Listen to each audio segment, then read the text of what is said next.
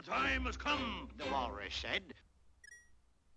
Oh, it is time. It is about time indeed. It has been a while. Look at this! The Legend of Zelda: A Link to the Past. I haven't played a Zelda game on the channel since Zelda 2, 2.5 years ago. It was in bad sequel month, which I am thankful to never have done again. But here we are, long ago in the beautiful kingdom of Hyrule, surrounded by mountains and forests. Legends told of an omnipotent and omniscient golden power that resided in a hidden land. Many people aggressively sought to enter the hidden golden land, but no one ever returned. One day, evil power began to flow from the Golden Land, so the king demanded 7 wise men to seal the gate to the land of golden power. There they are. The seal should have remained for all time. Why is one of the wise men especially short? But when these events were obscured by the mists of time, it became legend. Oh, into the castle we are. Ooh, there's a dead guy. A mysterious wizard known as Aghanim came to Hyrule to release the seal. He eliminated the good king of Hyrule. Yeah, he completely destroyed him. Oh, there he is, stealing some girl and locking up another. Through evil magic, he began to make descendants of the 7 wise men vanish, one after another. And we can see that process going down here.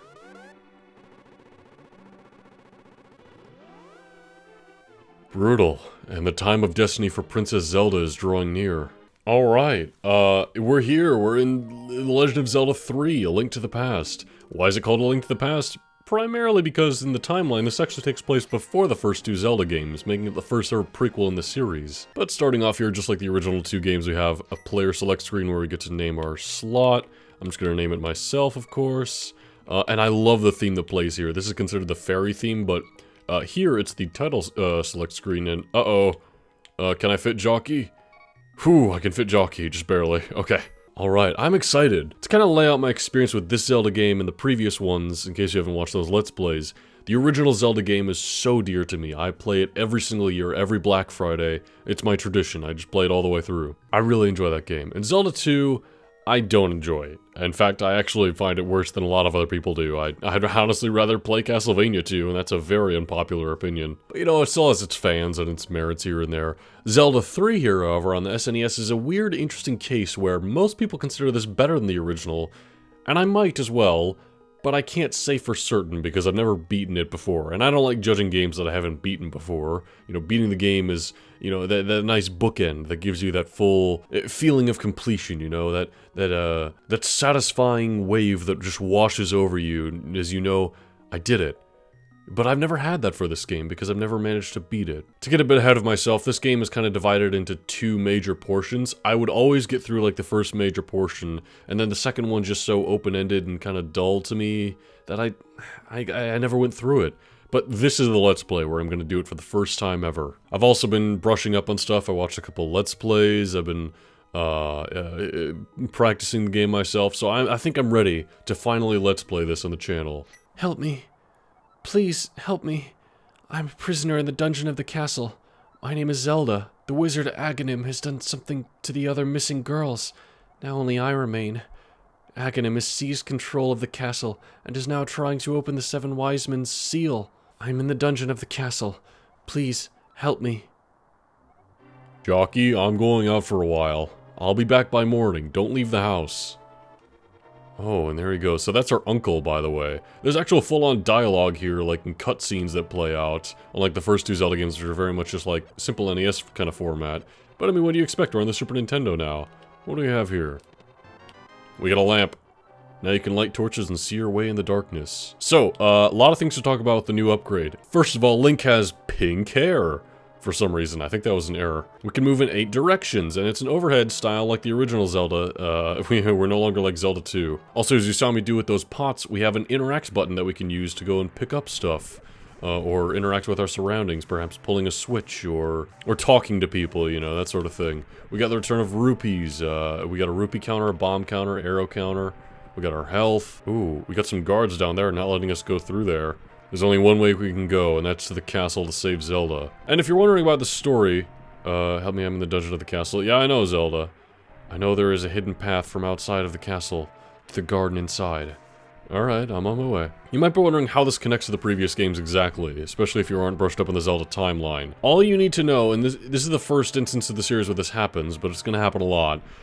There are multiple incarnations of Link, multiple incarnations of Zelda, of Ganon, of a lot of the characters actually, throughout the series. But primarily those three, and... oh, it's a fairy. Anyway, yeah, there are multiple incarnations of them throughout the timeline, so even though this is way in the past, it's a completely different Link, a completely different Zelda, it's still the same universe. It's a little confusing. But it's also not really important. The story in Zelda games is usually fairly simple. I mean, we're here to rescue Zelda from an evil wizard, and uh-oh. Oh, Jockey, I didn't want you involved in this. I told you not to leave the house. Take my sword and shield and listen. You can focus power on the blade, hold the B button, then release it using a secret technique handed down by our people. Jockey, you can do it. Save the princess. Zelda is your... oh. And then he's dead. Link, you don't even hesitate to pick up that sword from your dying uncle. Like, no emotion whatsoever. I mean, Link's never an emotional kind of character. He's meant to be a kind of gateway for the player. But we have our sword and shield now. And as he mentioned, we can hold down the attack button to charge up our sword, and we can release for a spin attack, which does twice the damage of the regular sword. Or maybe it's a different multiplier, I don't know. But yeah, combat's back to like the simple kind of Zelda 1 setting, which I don't really love. I didn't love the combat in Zelda 2 either. It's okay, Zelda is not exactly a combat-centric game. It's more about puzzles and exploration. But at least our swipe's a little better than the stab in Zelda 1. By the way, we have our item, the magic lamp. Here we have our item menu, and as you can see from the big Y in the corner of the item menu, that means that we can actually, that means we use the Y button to use whatever we have equipped there. So in this case, we can hit the Y button to activate the lamp, burn a little fire, and light our way a little better. Where does that take us? That takes us back outside. Okay. By the way, one thing I love about charging up the spin attack is that you do still have a hitbox in front of you that you can use to, like, stab through things kind of like Zelda 1 style. Aha! The combat is a little rough. These guys' swords protect them, so it's kind of a weird mixture where, you know, you're dealing with Zelda 2 stuff where the enemies are protecting themselves, but it's more like Zelda 1's overworld style. I don't know, I'm not a huge fan, but that's just me. Heading into the castle here. Oh, this is such a great theme in the castle as we enter. Ow! You notice we don't shoot any beam when we have full health, unlike the previous 2 games. Don't worry, we'll get there. But of course, we're trying to find Zelda. I don't think she's here. Yeah, this is the throne room where we saw the dead king in the intro. We need to go to the bottom floor in the dungeon. Pardon me, gentlemen. Gotta find our way there. You know something interesting about the pots in this? We can pick up pots and throw them at people, and it actually hurts them way more than the sword does. Those blue guys normally take 3 hits with the sword. We just instant killed them with that pot. It's kind of funny. I like it. Oh, see, that's what I'm talking about, these guys blocking those hits with that sword of theirs they have. It can be a bit of a pain in the ass with these guys at least, but not with most of the other enemies. There we go, got this guy. Ooh, he dropped a key. And what do we have here? Oh, we've got a map. You can use it to see your current position in the rest of the dungeon. That's right. Oh no, not start, X.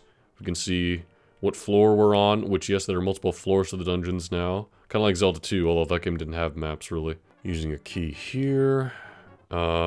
I like these bits where there's like no railing on the ledge and we can jump down. They can provide shortcuts sometimes, which is nice. We can also throw enemies off of the ledge like so. Sometimes this game's goofy and I kind of love it for that. You know, it's a little charm.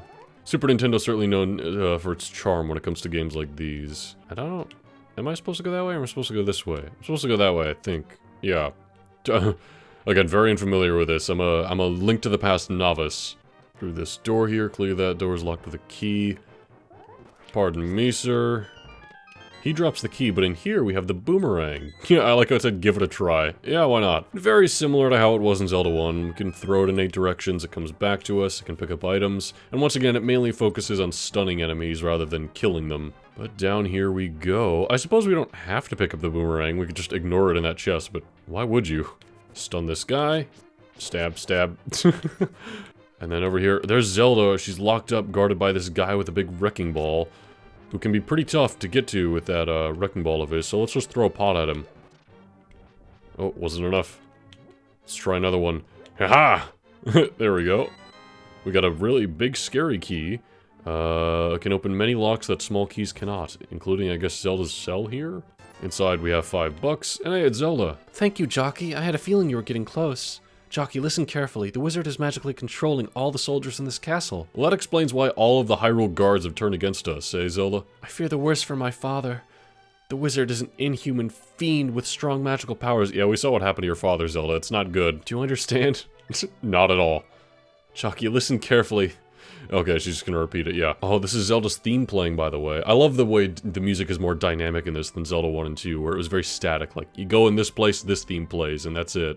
But now, music triggers at certain specific moments. Alright, let's get out of here before the wizard notices. I know a secret path, but first we have to go to the first floor. Let's go. Alright, let's get out of this dungeon bit, I guess. And Zelda's following us behind. Don't worry, she can't get hit by anything, so this is hardly an escort mission, as it is more like Tails and Sonic the Hedgehog 2, I guess. Although I don't think Zelda can infinitely die. I'm not gonna test that. Over here we can use the shortcut. Jumping on down. I like how Zelda follows us. Oh! Man, we just boomerang that guy in the ass. There's a secret passage in the throne room that leads to the sanctuary. I'm sure the old man there will help us. Alright, thanks for letting us know, thanks for letting us know, Zelda. I'm already having a hard time talking yet, I'm only in the first part. Yeah, in the throne room here. We were here before. That ornament shelf should open. Do you have a light? It's pitch dark inside, and you can't see without one. If you're ready, let's go. Help me push it from the left. Alright, you got it, Zelda. So Zelda's gonna actually help us push, which is why we can't access this area until we rescue Zelda. Because we can't push it on our own. But yeah, now we can go on through, and like she said, we're gonna need a better source of light. Right now, we can only see kind of tunnel vision. We can light up these here, so we can see a little better. Also, using the lamp uses our magic power. I'm not sure what the logic is there, but sure. We can light up more of them, so it gets more bright, but they are limited. Ooh, I want that 5 rupee. But yeah, rupees have been kind of reinvented from the original game, where it was just blinking and not blinking. Which is kind of a weird system, gotta admit. Now we have green rupees for 1, blue rupees for 5, and red rupees, which are a bit more rare, but those are worth 20. Now we have the returning rope enemies here. Classic. I have to say, it was a really smart move to go back to the overhead formula from the original game. I mean, Zelda 2's format was like a style, but I don't think it was gonna work all that long term. I'm gonna light that up so we can see a little better.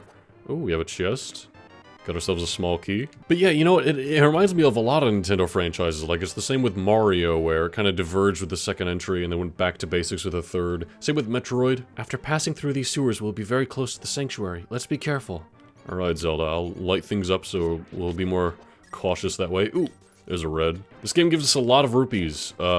In fact, from the very get-go, we can hold up to 999, just like that. Quite generous. Especially considering later entries in the series. I think this game has a fantastic UI. We can see our item, our magic meter, we can see bombs, keys, arrows, everything we need to see without it getting in the way.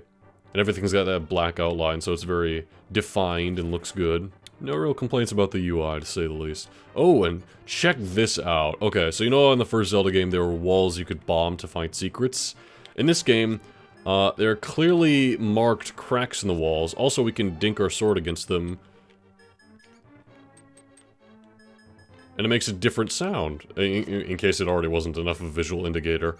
But yeah, I love that change. We don't have bombs yet, so we can't do anything with that, unfortunately. Actually, there's another instance of that here. Another bombable wall there. I'll pick up this, push that block, and head on up. We're back onto the first floor. I think we're no longer in the sewers, but there's still rats. This secret passage of yours has a serious rat problem, Zelda. Do you need me to call someone? I can call someone. Oh, here we are. Sanctuary's just beyond that door. Pull the switch over there. Which switch? There's 2. Let's try this one. Uh-oh. Hey, that was pretty satisfying, though. You gotta admit. You have to pull the lever to open the door. Press the A button, hold down the control pad. Yep. The fact that she tells us how to use the lever over by this one is a bit of an indicator that that's the right switch to do. But yeah, we open up our secret passage into the sanctuary. Princess Zelda, you're safe. Is this your doing, Jockey? That's right. Yes, it was Jockey who helped me escape from the dungeon. When I was captive, the wizard said, "Once I finish with you, the final one, the Seal of Wise Men will open." Jockey, you must not let the land of Hyrule fall into the wizard's clutches. If he releases the Seal of the 7 Wise Men, evil power will overwhelm this land. Before that happens, before it's too late, destroy the wizard before he destroys all of Hyrule. You can do it. You can. I sense that a mighty evil force guides the wizard's actions and augments his magical power. The only weapon potent enough to defeat the wizard is the legendary Master Sword. It is said that the village elder is a descendant of one of the 7 wise men. Maybe he can tell you more. I'll mark his house on your map, but watch your every move. I am certain that the castle's soldiers will be looking for you now. I'll hide Princess Zelda here. Don't worry, seek the elder. You understand? I sure do. Oh, and over here we find ourselves a heart container. Nice. We didn't even have to fight a boss. Meet the elder of the village to get the Master Sword. You got it. So yeah, Zelda's gonna stay here in the chapel with that guy. But in the meantime, we're out in the main world. It's the classic Zelda theme playing. Just like the original game. I love that moment here. And yeah, as he mentioned, we have a map that he marked something on. He marked it over there. And look at this place. It's so vibrant with different deserts and forests and mountains and everything. This is a real step up, isn't it? But we've got a duty to do to protect the princess, so it's time to go.